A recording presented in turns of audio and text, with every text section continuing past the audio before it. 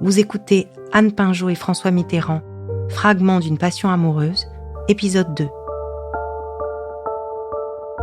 En cette année 1965, la gauche est en lambeaux. Depuis son retour au pouvoir, le général de Gaulle est parvenu à occuper à lui seul tout l'espace politique. Et l'annonce que le président de la République serait désormais élu par les Français au suffrage universel a rendu la figure tutélaire de l'homme de juin 40 encore plus écrasante. Qui pour oser défier le sauveur de la patrie? Personne à gauche ne semble prêt à le faire parmi les leaders des formations politiques. Ni le radical Pierre Mendès France, ni le socialiste Guy Mollet, ni le communiste Waldeck-Rochet.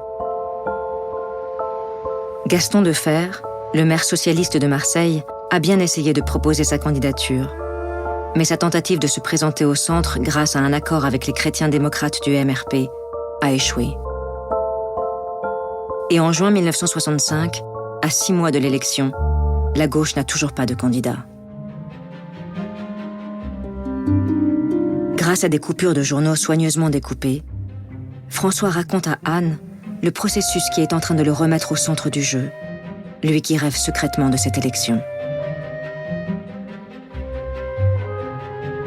Pendant l'été 1965, tout se mêle et tout se joue dans la vie de François Mitterrand. La passion pour Anne, à qui il confie tous les secrets de son ambition politique. Les réunions secrètes pour préparer une éventuelle candidature dans son appartement de la rue Guinemer à Paris, avec Pierre Mendès France ou Guy Mollet. Et c'est dans les lettres qu'il écrit à Anne, restée à Hossegor pendant ces journées cruciales, que l'on peut le mieux retracer les événements de septembre 1965.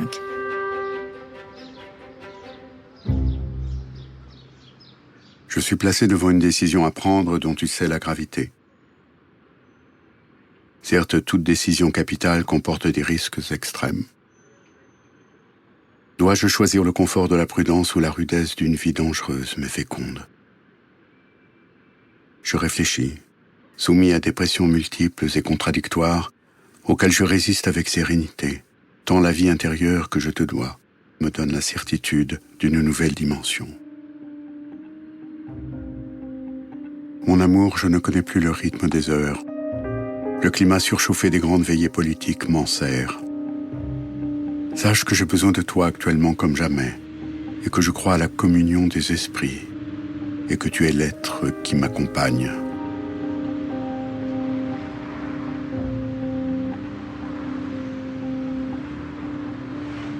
Le jeudi 9 septembre, François Mitterrand rédige une lettre à Anne afin de partager en temps réel avec elle les minutes où tout a basculé. Anne, mon amour, voilà, c'est fait. Après de longues méditations, de longues hésitations et maintenant la certitude d'une lourde charge, j'ai fait connaître ce soir à 6 heures, à l'issue de la conférence de presse du général de Gaulle, que j'étais candidat à la présidence de la République.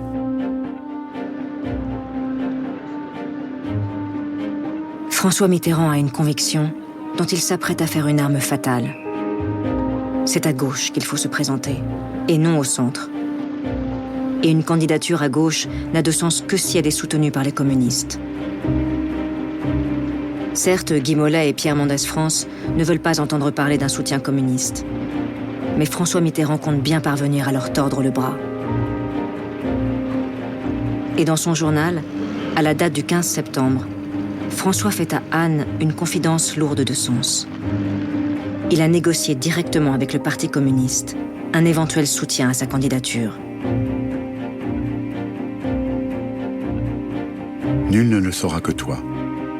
Chez Dumas, j'ai rencontré Waldeck-Rochet et j'ai mesuré la capacité de résistance de son parti.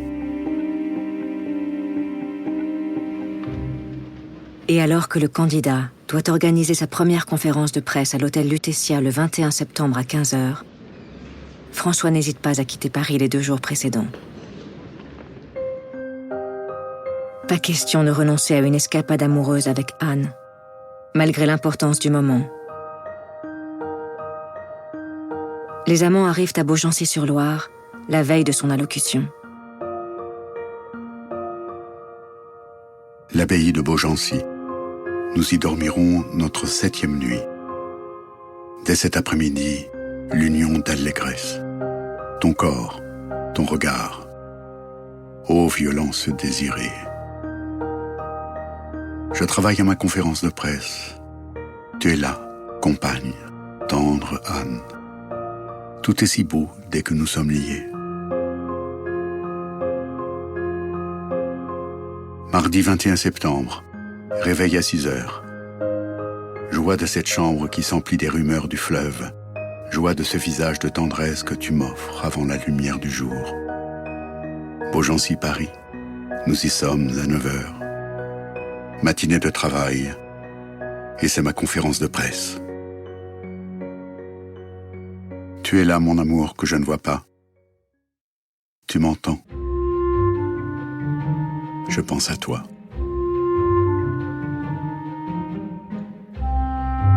L'épreuve majeure, tout se joue. Mon amour, j'aperçois déjà l'immense montagne qui m'attend et qu'il me reste à gravir. Jeudi 23 septembre, la radio informe, le Parti communiste soutient Mitterrand. Val-des-Crochets vient de l'annoncer. Les agences de presse courent dans tous les sens. Un boom. J'écris ce journal et je pense à notre amour. J'aurais besoin ce soir de te confier les incertitudes d'une grande tâche.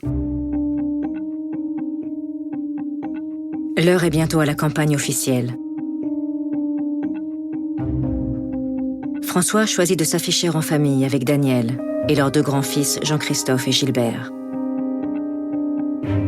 Daniel, fidèle d'entre les fidèles, répond présente pour François et joue le jeu de la folle ambition de son mari. Même son compagnon, Jean Balanchi, qui partage la vie de Daniel depuis plusieurs années, sera de l'aventure et servira à l'occasion de chauffeur et d'assistant au candidat de la gauche. François Mitterrand devient soudainement un candidat sérieux pour l'entourage du général de Gaulle. Alors, en pleine campagne présidentielle, le pouvoir met sur écoute la ligne téléphonique du candidat de la gauche. Il faut tenter d'obtenir des informations compromettantes. Des écoutes qui remontent directement au conseiller de l'Élysée Jacques Foccart, homme de confiance du général et spécialiste des missions secrètes.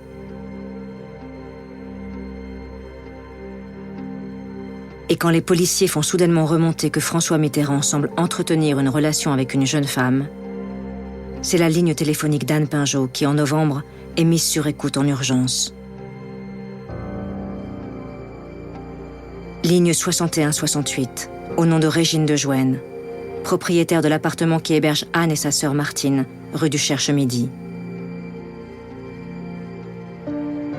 Dans la France traditionnelle de 1965, cette relation hors mariage, attestée par les mots d'amour échangés, pourrait être une arme utile contre ce candidat devenu dangereux.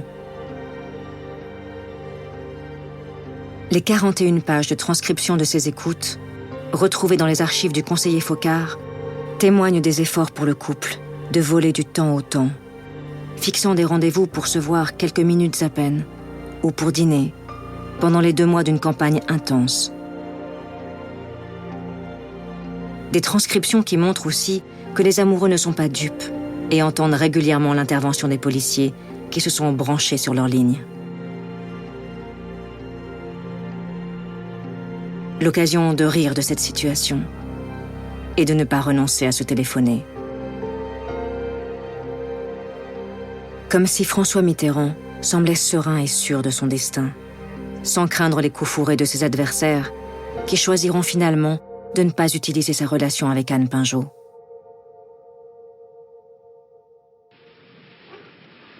Au soir du premier tour, le 5 décembre 1965, le général de Gaulle, avec 45% des voix, est en ballottage, à la grande surprise des commentateurs. Le succès du candidat centriste Jean Le Canuet, avec près de 16%, a privé le général d'un plébiscite. François Mitterrand, lui, avec 32%, a gagné son pari.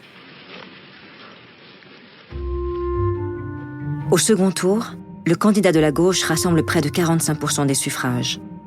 Et tout à coup, on regarde différemment François Mitterrand. Marginalisé quelques mois plus tôt, Mitterrand voit un nouvel horizon s'ouvrir devant lui. Rien ne sera plus comme avant. L'homme public redevenu puissant vient de rejoindre l'homme privé, comblé et épanoui. Il est temps pour lui de reprendre sa correspondance amoureuse.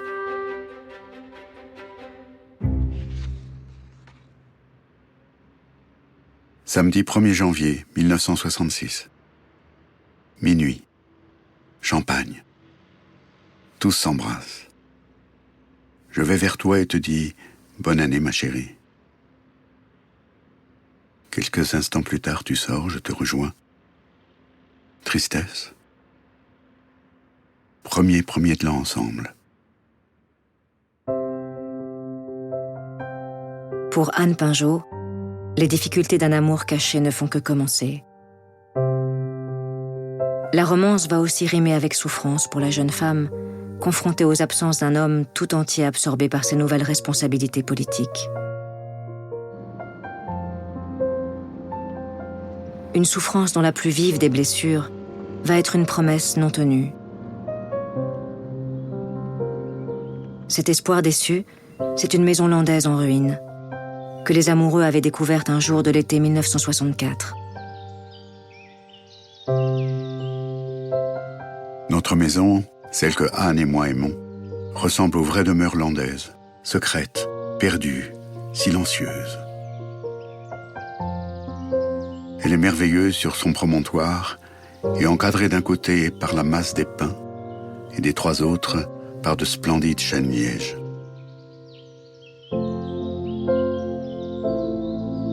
Cette maison, qui portera le nom d'un lieu-dit, Latch, va devenir le rendez-vous secret de Anne et François, allongés sous un chêne ou à l'ombre des pins qui entourent la bâtisse. Pendant plusieurs mois, à chaque rencontre à Hossegor, c'est là que le couple va se retrouver et passer des jours et des nuits entières au clair de lune. Promesse d'une maison partagée que François parvient à acheter le 1er septembre 1965.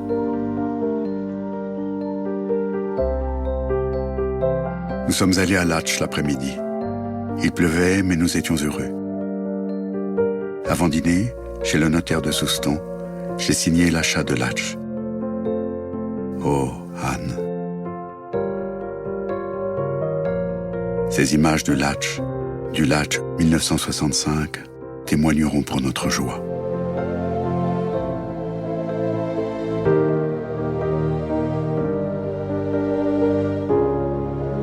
De lourds travaux de rénovation sont alors entrepris, dont François tient régulièrement Anne au courant au fil des mois. Je vais maintenant à Latch où l'architecte va revenir. J'ai besoin de discuter avec lui et de lui communiquer nos observations. Un cheval, de la musique, la vigne et Anne. Oh, bonheur à vivre là. Je crois que c'est dans l'ensemble réussi et que tu aimeras. Je rêve de t'y emmener cet hiver pour voir et si possible pour y dormir.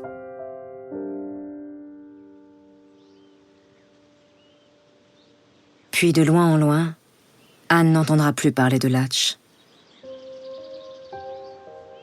C'est Daniel qui viendra sur les réunions de chantier. Les Mitterrand doivent vendre leur villa d'Hossegor afin de pouvoir acheter leur maison de la rue de Bièvre à Paris. Latch sera donc leur maison familiale pour les vacances. Alors, quand Anne reçoit une première lettre postée depuis Souston au lieu d'Hossegor, elle doit se rendre à l'évidence. François s'est bien installé en famille, dans sa bergerie. La maison vient de lui échapper définitivement. Et avec elle, c'est l'illusion d'une possible vie de couple qui s'envole pour de nombreuses années. Anne Pinjot ne demandera jamais d'explication à François Mitterrand, mais elle en conservera une profonde blessure.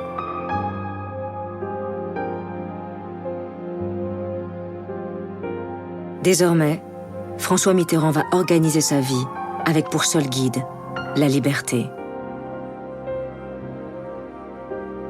Liberté d'abord de rester mariée avec Daniel, qui demeurera jusqu'au bout la complice d'une vie, et de cohabiter avec son compagnon Jean Balanchi, d'abord rue Guénemer, puis rue de Bièvre.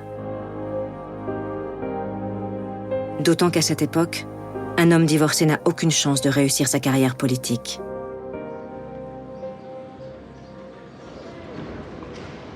La liberté pour François Mitterrand, c'est aussi de vivre pleinement mais secrètement sa relation avec Anne Pinjot, à laquelle il n'est pas question non plus de renoncer.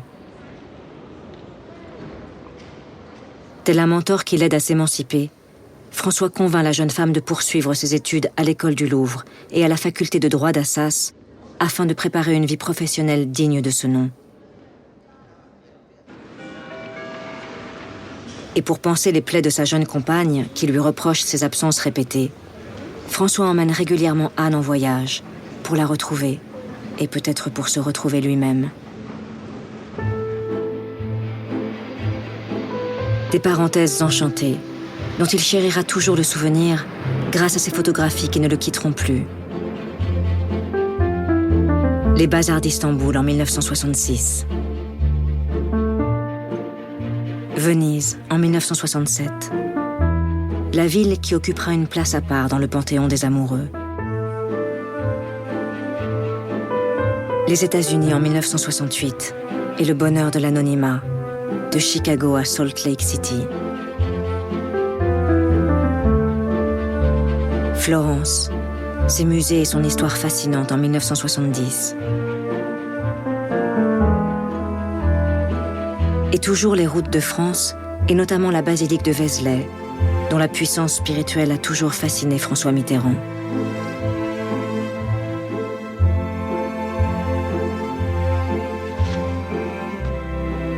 Mais pour Anne, ces instants éblouissants sont bien trop rares.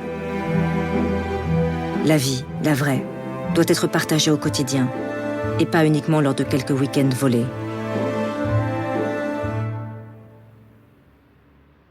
Alors, quand un jeune ingénieur d'une grande école parisienne lui fait la cour et lui offre la perspective d'un mariage en bonne et due forme, la jeune femme hésite. Doit-elle se libérer de l'emprise de François Mitterrand et répondre à l'attente de ses parents qui ne comprennent pas qu'elle tarde à se marier?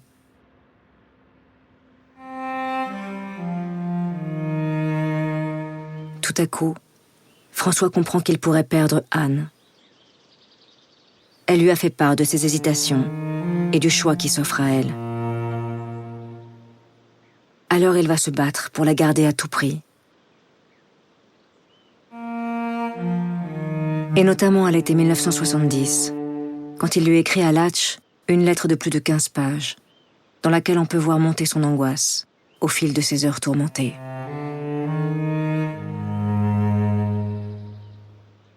Latch, 14 juillet 1970.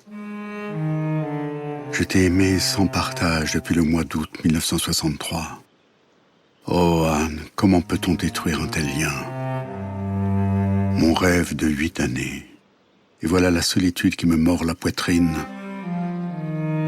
Cette maison qui t'a fait mal parce que je t'ai fait mal, je la regarde comme une étrangère. Je n'ai plus de pays si tu es loin de moi. Je ne supporte plus rien.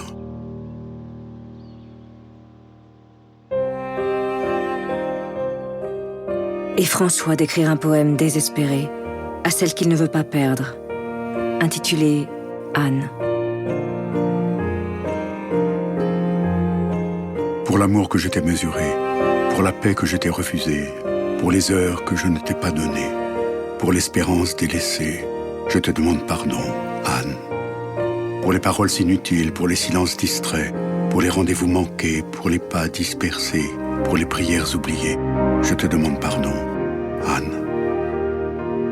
pour la ferveur de chaque jour, pour l'attente de chaque nuit, pour la pensée de chaque matin, pour la passion de chaque étreinte. Pardonne-moi, Anne. À force de pages et de pages de déclarations enflammées, à force de mots qui éblouissent, François Mitterrand parvient toujours à faire douter Anne, qui écrit pour elle ce tiraillement permanent qui la déchire.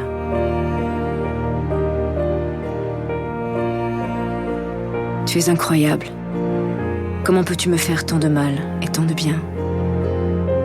Je suis étourdie par tout cela à la fois, mais je sais que je t'aime.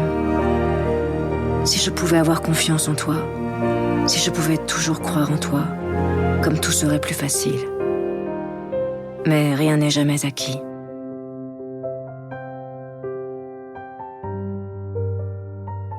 Si vous avez aimé ce podcast, vous pouvez vous abonner sur votre plateforme de podcast préférée et suivre Initial Studio sur les réseaux sociaux.